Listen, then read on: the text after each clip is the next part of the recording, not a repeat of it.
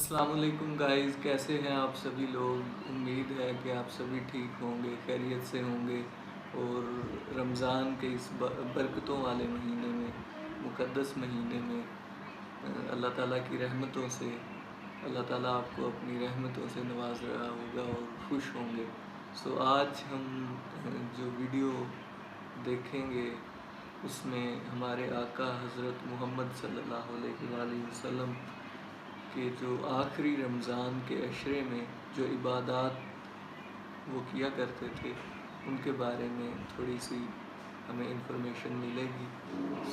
ہمیں بھی کوشش کرنی چاہیے کہ جیسے ہمارے آقا، ہمارے پیغمبر، ہمارے نبی، ہمارے رسول عبادت کیا کرتے تھے، کوشش ہمیں بھی یہی کرنی چاہیے کہ ہم بھی ان کے نقش قدم پہ چلتے ہوئے ویسے ہی عبادت کرنے کی کوشش کریں۔ ویسے تو ہم بہت گناہ گار ہیں اور بہت مشکل ہے ہمارے لیے، لیکن ہمیں کوشش یہ ضرور کرنی چاہیے کہ ہم ان کے نقش قدم پہ چلیں اور ویسے ہی عبادات کرنے کی کوشش کریں گے جیسے ہمارے آقا کیا کرتے تھے۔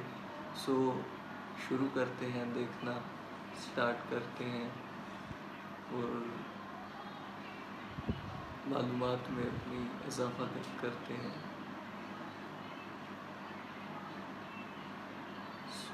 Let's start. اعوذ باللہ من الشیطان الرجیم، بسم اللہ الرحمن الرحیم۔ معزز خواتین و حضرات، السلام علیکم ورحمۃ اللہ وبرکاتہ۔ دوستو، آج ہم بات کریں گے رمضان المبارک کے عشرہ آخر کی فضیلت اور عظمت۔ چونکہ ہم سب جانتے ہیں رمضان المبارک کے جو آخری 10 دن ہوتے ہیں ان کو عشرہ جہنم سے نجات کہا جاتا ہے، یعنی اس عشرے میں طاق راتیں ہمیں نصیب ہوتی ہیں۔ تو آج ہم اس کے بارے میں بات کریں گے۔ دوستو، ام المومنین حضرت عائشہ صدیقہ رضی اللہ تعالی عنہا سے روایت ہے کہ رسول اللہ صلی اللہ تعالی علیہ وسلم کے آخری عشرے میں جس قدر عبادات میں ریاضت اور مجاہدہ کرتے اور مشقت اٹھاتے، اتنا مجاہدہ دوسرے دنوں میں نہیں اٹھایا کرتے تھے۔ دوستو، جس طرح رمضان المبارک کے مہینے کو دوسرے تمام مہینوں پر فوقیت حاصل ہے، اسی طرح ماہ رمضان کا آخری عشرہ رمضان المبارک کے پہلے دوسرے عشروں کے مقابلے میں زیادہ فضیلت رکھنے والا ہے۔ وہ مبارک رات جس کو قرآن کریم نے 1000 مہینوں سے بہتر فرمایا، انہی دنوں میں ہوتی ہے۔ پھر ان ایام کی اہمیت اس لیے اور بھی بڑھ جاتی ہے کہ یہ اس قیمتی اور مبارک مہینے کے آخری ایام ہیں۔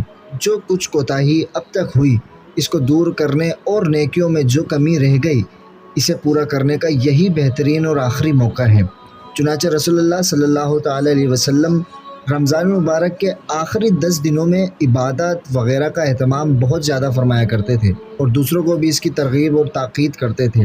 رسول اللہ صلی اللہ تعالی علیہ وسلم آخری عشرے میں اپنی عادات اور اپنے معمول سے بہت زیادہ عبادات اور مجاہدہ کیا کرتے تھے۔ آپ صلی اللہ علیہ وسلم اپنے گھر کے لوگوں یعنی ازواج مطہرات اور دوسرے متعلقین کو بھی ان راتوں میں جگایا کرتے تھے۔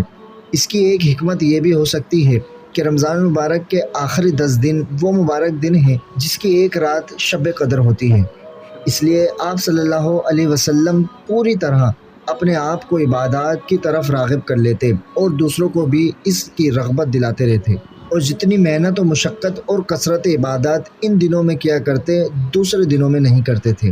دوستو، دراصل شب قدر کو مخفی رکھنے کی ایک حکمت یہ بھی ہو سکتی ہے کہ اس کا متلاشی اور متمنی اس کو حاصل کرنے کے شوق میں سارے ماہ رمضان المبارک کی راتوں میں نہیں صحیح آخری عشرے کی راتیں یا کم از کم اس کی طاق راتوں میں اللہ رب العزت کی یاد اور اطاعت و عبادت میں گزار دیں اور اسی بہانے شب قدر بھی نصیب ہو جائے۔ غالباً انہی مقاصد کے تحت رسول اللہ صلی اللہ علیہ وسلم سوائے ایک سال کے جس میں آپ صلی اللہ علیہ وسلم کو سفر پیش آیا تھا، ہر سال اعتکاف فرمایا کرتے تھے۔ شاید یہ اعتکاف عبادات کے علاوہ شب قدر کو تلاش کرنے کی غرض سے بھی ہوتا ہو۔ رمضان المبارک کے آخری 10 دنوں کی اہمیت کا اندازہ اس سے زیادہ اور کیا لگایا جائے کہ دنیا کا سب سے بہتر اور برتر انسان، نبیوں کا سردار، اللہ تبارک و تعالیٰ کا محبوب علیہ الصلاۃ والسلام، خلوت و جلوت دونوں کے آئین انداز کا پورا مرکز شناس، اس کی عادت شریف اور معمول میں رمضان المبارک کے آخری عشرے کا اعتکاف تھا۔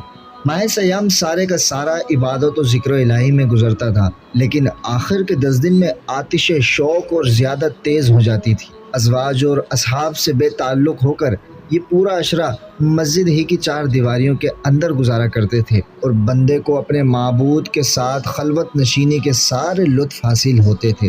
دوستو، آج ہم سب کو غنیمت جان کر اس عشرے کے انوار و برکات کو زیادہ سے زیادہ اپنے دامن میں سمیٹنا چاہیے کہ اللہ جانے اگلے سال یہ قیمتی دن میسر آئیں بھی یا نہیں۔ سال کے ساری راتوں میں رمضان المبارک کے ان 10 شبز کو جو اہمیت اور فضیلت حاصل ہے، اس کا اندازہ اس حدیث سے بخوبی ہوتا ہے کہ انہیں راتوں میں سے ایک رات وہ ہے جو کہ 1000 مہینوں سے بہتر ہے، اور جس میں اس دنیا کی تمام کتابوں کی سردار کتاب تمام انسانوں میں سب سے افضل انسان پر نازل ہوئی۔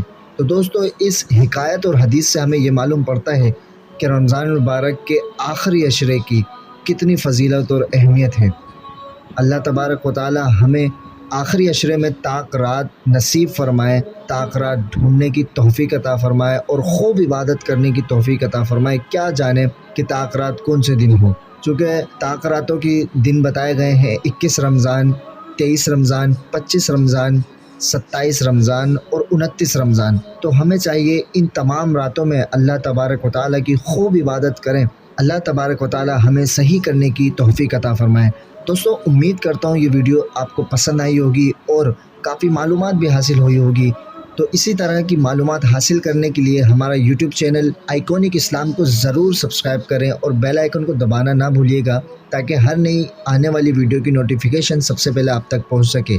اگلی ویڈیو آنے تک کے لیے ہمیں دیجیے اجازت اور اپنا بہت خیال رکھیے۔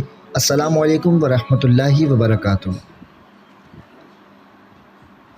دوستو، ہم نے مل کر یہ ویڈیو دیکھی اور اس میں جو آقا کی عبادت کا طریقہ انہوں نے بیان کیا، کمال کمال، بہت کمال۔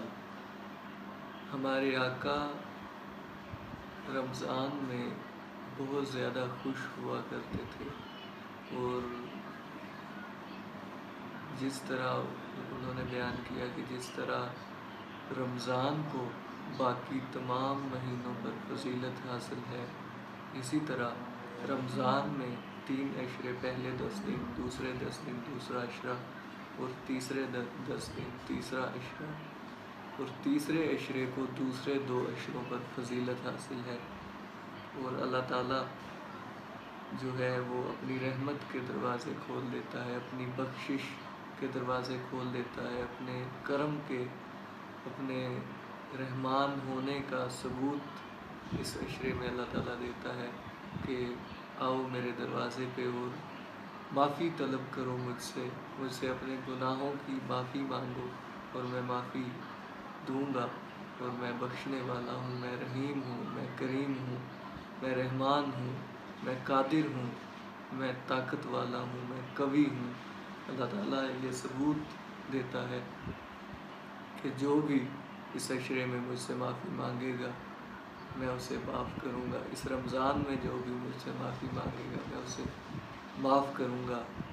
تو اسی طرح جو شب قدر ہے، کیونکہ یہ آخری عشرہ چل رہا ہے اور آج 27 رمضان ہے، اور بہت ہی مقدس دن ہے، بہت ہی مقدس دن ہے، اور زیادہ تر شب قدر 27 کو ہی ہوا کرتی ہے، سننے میں یہ آیا ہے، لیکن اس میں کوئی کنفرم نہیں ہے، یہ طاق راتوں میں کسی بھی دن آ سکتی ہے، جیسے کہ 21، اس کے بعد 23، 25، 27 اور 29 ان دنوں میں آ سکتی ہے۔ اور آپ نے سنا کہ ہمارے آقا ان دنوں میں آخری عشرے میں گھر سے مسجد میں جایا کرتے تھے اور وہاں عبادت کیا کرتے تھے، اپنے گھر والوں سے دور ہو جایا کرتے تھے، اپنے صحابیوں سے دور ہو جایا کرتے تھے، اور وہاں پہ عبادت کیا کرتے تھے، صرف اللہ اور کائنات کے سب سے افضل انسان